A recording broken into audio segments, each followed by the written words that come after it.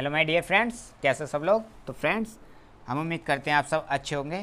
तो फ्रेंड्स, ये हमारी साइंस की जो सीरीज़ चल रही है, इस सीरीज़ में हमने अब तक जो है 35 क्वेश्चन कर लिए थे यांत्रिकी चैप्टर से। और यांत्रिकी चैप्टर में हम चैप्टर कर रहे थे कार्य वाला। इसमें हमने क्या था, अब तक 35 क्वेश्चन कर लिए थे। आज क्या हम 35 क्वेश्चन से आगे को बढ़ते हैं, ठीक है। तो ये श्रृंखला हमारी लगातार चल रही है प्रीवियस ईयर के क्वेश्चनों की। तो यदि आप सभी ने अभी तक चैनल को सब्सक्राइब नहीं करा है तो चैनल को सब्सक्राइब कर लें, बेल आइकन को भी ऑन कर लें, जिससे कि वीडियो का नोटिफिकेशन आप तक जो है पहुंच जाए और आप हमारी वीडियो को समय से देख सकें। और आपकी तैयारी क्या है, बहुत अच्छी हो जाएगी यदि आप इस श्रृंखला को लगातार देखते रहेंगे, जितने भी प्रीवियस ईयर के क्वेश्चन हैं। क्योंकि प्रीवियस ईयर के क्वेश्चन को क्या होता है, इनका रिपीटेशन होता रहता है।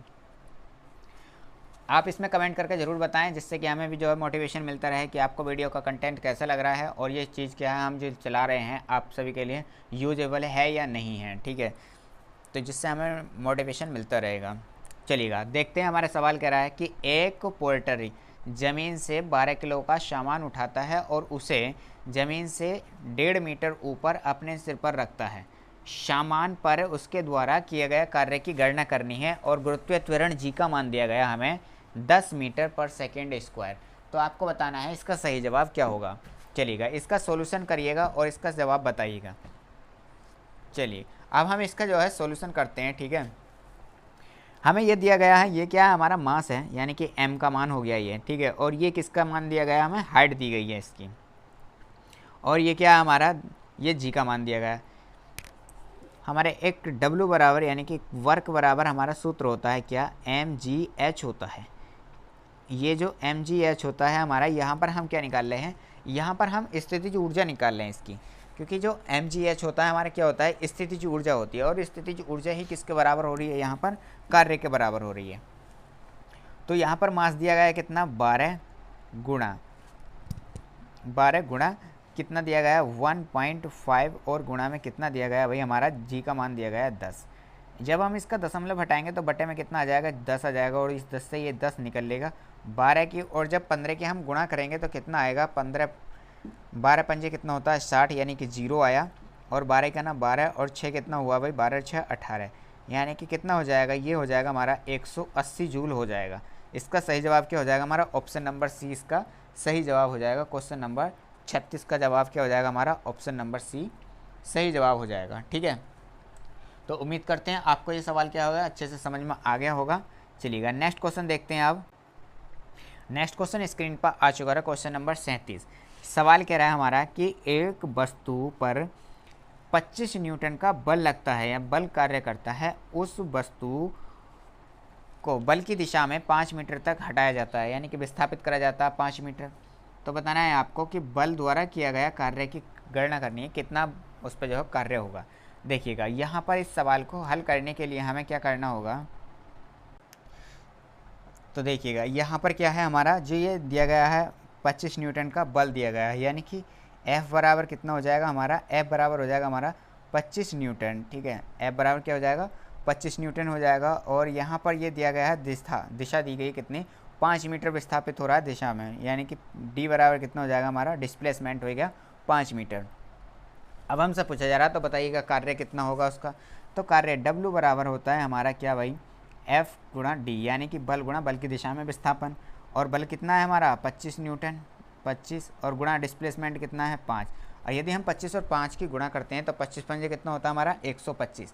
अब 125 देखिए कितने अच्छे ऑप्शन फांसे गए हैं इसमें एग्जामिनर के द्वारा। एग्जामिनर ने क्या खेला करा है, यहाँ पर भी 125 है, इसमें भी 125 है, इसमें भी, चारों जगह जो है क्या दे रखा है 125 दे रखा है।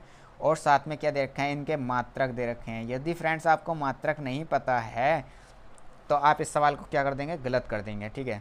तो देखिएगा कार्य का जो मात्रक होता है उसका मात्रक किस में होता है, हमारा जूल में होता है, यानी कि इसका सही जवाब क्या हो जाएगा हमारा, ऑप्शन नंबर सी इसका सही जवाब हो जाएगा, ठीक है। चलिएगा नेक्स्ट क्वेश्चन देखते हैं आप, यानी कि 125 जूल क्या हो जाएगा हमारा सही जवाब हो जाएगा। नेक्स्ट क्वेश्चन है हमारे स्क्रीन पर, ये आया हमारा क्वेश्चन नंबर 38। और क्वेश्चन नंबर 38 में कह रहा है कि जब कोई आदमी दीवार पर धक्का देता है, ठीक है, यानी कि दीवार को ढकेल रहा है, धक्का देता है, लेकिन इसे विस्थापित करने में वो विफल रहता है, तो यह कार्य करता है। अब बताइएगा वो कार्य कितना कर रहा है, जब वस्तु को क्या है वो विस्थापित नहीं कर पा रहा है, दीवार पर बल लगा रहा है, तो क्या विस्थापन नहीं कर पा रहा है, तो बताइएगा उसका कार्य क्या होगा। देखिएगा जब हमारा ये सूत्र होता है W बराबर FD यानी कि बल गुणा विस्थापन, यदि विस्थापन की जगह 0 है और यहाँ पर बल हम कितना भी लगा रहे हैं, मान लो 5 न्यूटन का बल लगा रहे हैं, तो जब हम 5 की इस 0 से गुणा करेंगे तो क्या बन जाएगा हमारा 0 बन जाएगा, और जब 0 बन जाएगा तो वर्क डन कितना हो जाएगा हमारा 0 हो जाएगा, यानी कि कार्य क्या होगा हमारा शून्य कार्य होगा, कोई कार्य नहीं होगा। ठीक है, तो इसका सही जवाब क्या हो जाएगा ऑप्शन नंबर डी, बिल्कुल कोई कार्य नहीं होगा। ठीक है, चलिएगा नेक्स्ट क्वेश्चन देखते हैं। नेक्स्ट क्वेश्चन है हमारा क्वेश्चन नंबर 39। अब क्वेश्चन नंबर 39 में हमसे कह रहा है सवाल कि यदि कोई व्यक्ति 12 न्यूटन के एक स्थिर बल से 4 मीटर चलता है, यानी कि बल लगाया उसने 12 न्यूटन का और 4 मीटर क्या हुआ वो विस्थापित हुआ, तो उसके द्वारा किया गया कार्य बताना है। अब कार्य बराबर क्या होता है बल गुणा विस्थापन, इन दोनों की गुणा कर दो, 12 चौक कितना हो जाएगा हमारा 48, यानी कि सही जवाब क्या हो जाएगा हमारा 48 जूल हो जाएगा। उम्मीद करते हैं सवाल समझ में आ गया होगा, क्योंकि W बराबर हमने बताया था अभी FD होता है, यानी कि बल गुणा विस्थापन होता है। बल कितना है 12 न्यूटन और विस्थापन कितना है 4 मीटर, तो इन दोनों की हमने गुणा कर दी, कितना आएगा हमारा 48 जूल आ जाएगा। ठीक है, उम्मीद करते हैं आपको ये सवाल क्या है अच्छे से समझ में आ गया होगा। सवाल समझ में आया हो तो वीडियो को लाइक कर दें और कमेंट करके ज़रूर बताएं फ्रेंड्स आप सभी को वीडियो कैसी लग रही है। ठीक है, जिससे कि हमें क्या है मोटिवेशन मिलता रहे और हम आप सभी के लिए क्या है इसी तरह के कार्य करते रहें और आपके लिए क्या है रोज़ के रोज़ नए नए क्वेश्चन आपके लिए लाते रहें, प्रीवियस ईयर के क्वेश्चन जो हैं। तो ये चैप्टर वाइज हम आपके लिए श्रृंखला चला रहे हैं, जितने भी प्रीवियस ईयर के क्वेश्चन पूछे गए हैं इन चैप्टरों से उन सभी को क्या हम कराने वाले हैं। आपको हम पूरी की पूरी कंप्लीट बुक कराएंगे, जिसमें हम आप सभी के लिए क्या लगभग 8000 से भी ज़्यादा क्वेश्चन हल कराने वाले हैं। चलिएगा नेक्स्ट क्वेश्चन है हमारा कि एक पिंड द्वारा किया गया कार्य निम्नलिखित में से किस पर निर्भर नहीं करता है। बताइएगा भाई कार्य जो हमारा किस पर निर्भर नहीं करता है। ऑप्शन है आपके सामने, वस्तु के प्रारंभिक वेग पर निर्भर नहीं करता है, ऑप्शन बी है हमारा विस्थापन पर निर्भर नहीं करता है, ऑप्शन सी है बल और विस्थापन के बीच कोण पर निर्भर नहीं करता है, और डी ऑप्शन है हमारा लागू बल पर निर्भर नहीं करता है। बताइएगा किस पर निर्भर नहीं करता है हमारा जो कार्य है। तो कार्य हमने अभी सूत्र पढ़ा पीछे भाई, W बराबर क्या होता है बल गुणा विस्थापन होता है। अब जब बल गुणा विस्थापन होता है तो इसमें देखिएगा कार्य विस्थापन का जिक्र हुआ है, बल और विस्थापन का जिक्र हुआ है, बल का जिक्र हुआ है, लेकिन कहीं भी इसमें हमें जो है वेग देखने को नहीं मिला, यानी कि ऑप्शन नंबर ए क्या हो जाएगा इसका सही जवाब हो जाएगा। यानी कि जो कार्य होता है वो वस्तु के वेग पर निर्भर नहीं करता है। ठीक है, किस पर निर्भर नहीं करता है तो वस्तु के प्रारंभिक वेग पर या कोई से भी वेग पर क्या है वो निर्भर नहीं करता है। चलिएगा नेक्स्ट क्वेश्चन देख, चलिएगा नेक्स्ट क्वेश्चन स्क्रीन पर आ चुका है और आपको बताना है इसका सही जवाब क्या होगा। क्वेश्चन कह रहा है हमारा कि किसी वस्तु पर किया गया कार्य किस पर निर्भर नहीं करता है। बताइएगा यहाँ पर खाली स्थान में क्या आएगा। ऑप्शन है वह कोण जिस पर बल विस्थापन हेतु प्रवृत्त होता है, ऑप्शन बी है हमारा प्रयुक्त बल, ऑप्शन सी है हमारा विस्थापन, और ऑप्शन डी है वस्तु के आरंभिक वेग। बिल्कुल सेम क्वेश्चन वही है, बस थोड़ा सा लैंग्वेज का फ़र्क करा गया। ऑप्शन नंबर डी इसका क्या हो जाएगा यहाँ पर सही जवाब हो जाएगा, यानी कि वस्तु का जो आरंभिक वेग होता है उस पर निर्भर नहीं करता है किया गया कार्य। ठीक है, चलिएगा नेक्स्ट क्वेश्चन है हमारे स्क्रीन पर और आपको बताना है इसका क्वेश्चन नंबर 42 का सही जवाब क्या होने वाला है। सवाल कह रहा है कि खाली स्थान न होने पर किया गया कार्य शून्य होता है। बताइएगा ऐसा क्या है कि जो वो ना होगा तो कार्य क्या हो जाएगा हमारा शून्य हो जाएगा। यदि वेग ना होगा तो कार्य शून्य हो जाएगा, विस्थापन ना होगा तो कार्य शून्य हो जाएगा, यह शक्ति ना होगी तो कार्य शून्य होगा, यह संवेग ना होगा तो कार्य शून्य होगा। बताइएगा इनमें से कौन सा ऐसा होगा जिसके ना होने की उपस्थिति में कार्य क्या होता है शून्य होता है। तो बिल्कुल जी हाँ, यदि आप इसका सही जवाब ऑप्शन नंबर बी दे रहे हैं तो आपका जवाब क्या है बिल्कुल सही होगा, क्योंकि विस्थापन यदि नहीं होगा तो हमारा कार्य क्या होगा शून्य होगा। ये क्वेश्चन क्या है रिपीट हो चुका है। ठीक है, तो आप जानते हैं कि कितनी बार ये क्वेश्चन क्या है रिपीट हो रहे हैं। ठीक है, क्वेश्चन कहाँ से आते हैं फ्रेंड्स, यहीं से तो ये क्वेश्चन आते हैं, बार बार यही क्वेश्चन क्या है रिपीट कर करके पूछे जाते हैं। यदि आपने प्रीवियस ईयर के क्वेश्चनों पे पकड़ अच्छी कर ली तो आपका सिलेक्शन क्या हो जाएगा पक्का 100% होने वाला है, क्योंकि प्रीवियस ईयर के क्वेश्चन क्या होते हैं यही घूम फिर कर आते हैं। और ये क्वेश्चन जब हम आप पढ़ लेंगे तो क्या होगा जहाँ परीक्षा में पूछा जाएगा देखते ही आंसर टिक कर देंगे वहाँ पर।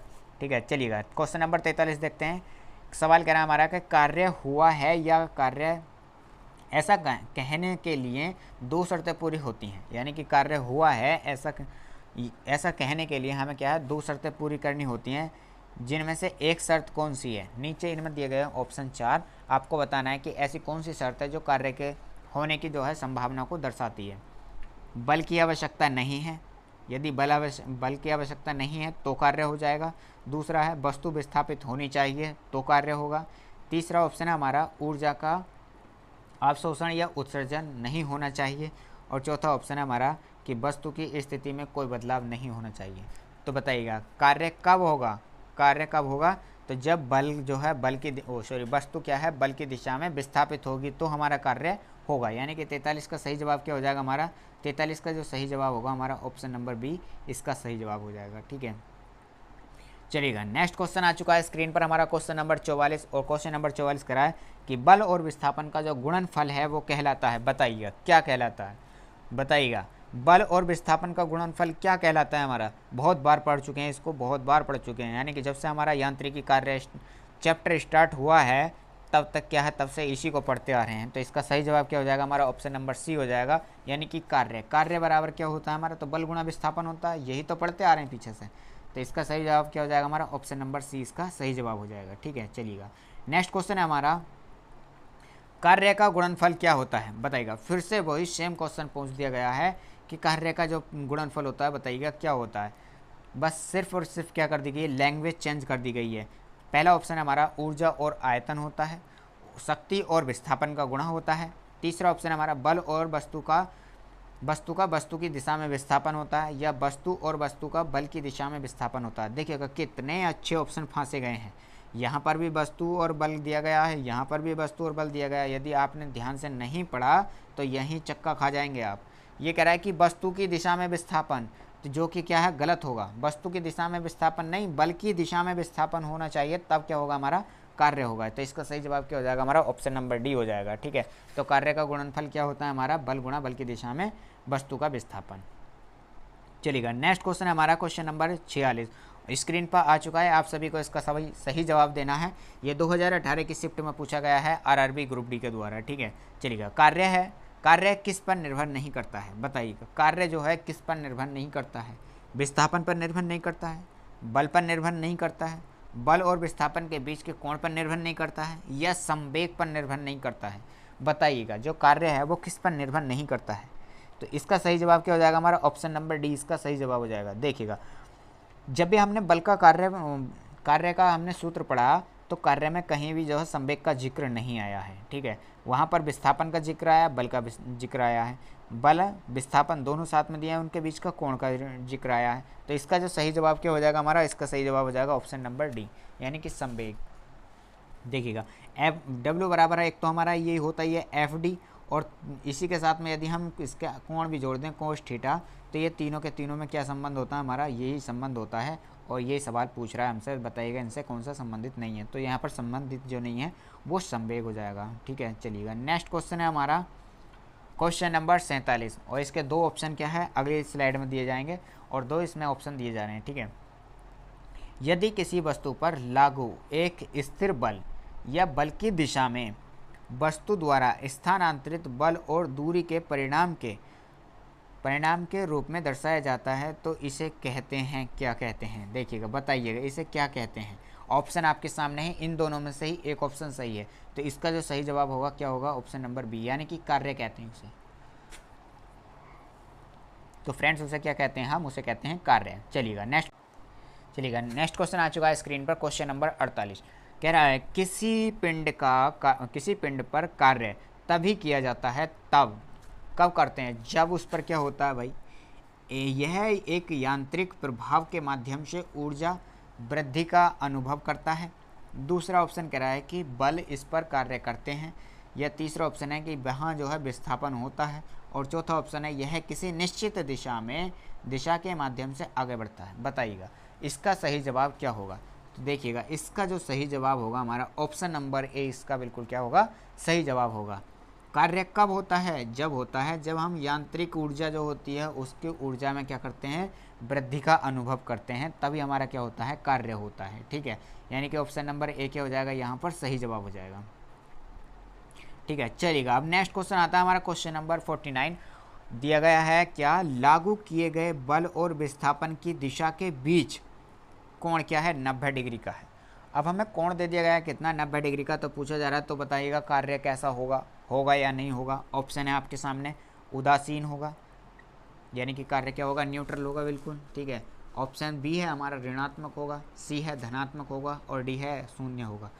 जब हमारा कोण दिया गया हो 90 डिग्री तो कोस 90 का मान जो होता है हमारा कितना होता है फ्रेंड्स, ये होता है 0।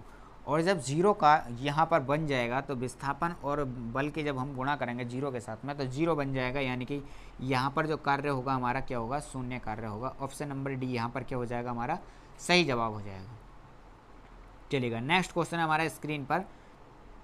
अगला क्वेश्चन है क्वेश्चन नंबर 50 और क्वेश्चन नंबर 50 में कह रहा है कि जब बल और विस्थापन के बीच कोण क्या हो, 90 डिग्री का हो। बिल्कुल सेम क्वेश्चन वही दे दिया गया है, फिर से ऑप्शन नंबर डी यहाँ पर क्या हो जाएगा, हमारा सही जवाब हो जाएगा, ठीक है। तो यहाँ पर सही जवाब क्या होगा, हमारा ऑप्शन नंबर डी सही जवाब हो जाएगा। चलिएगा नेक्स्ट क्वेश्चन हमारा क्वेश्चन नंबर 51 यानी कि 51 क्वेश्चन स्क्रीन पर आ चुका है।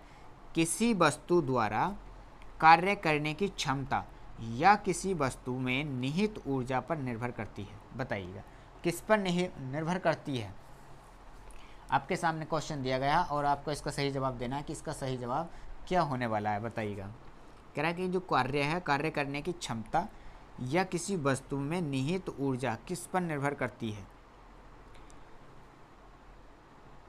तो यहाँ पर जो निर्भर करती है वो हमारी, इसका सही जवाब ऑप्शन नंबर सी हो जाएगा, यानी कि कार्य करने वाली वस्तु की स्थिति और उसकी अवस्था पर क्या करती है, वो निर्भर करती है, ठीक है। चलिएगा नेक्स्ट क्वेश्चन आ चुका है स्क्रीन पर, क्वेश्चन नंबर 52। अब क्वेश्चन नंबर 52 देखते हैं।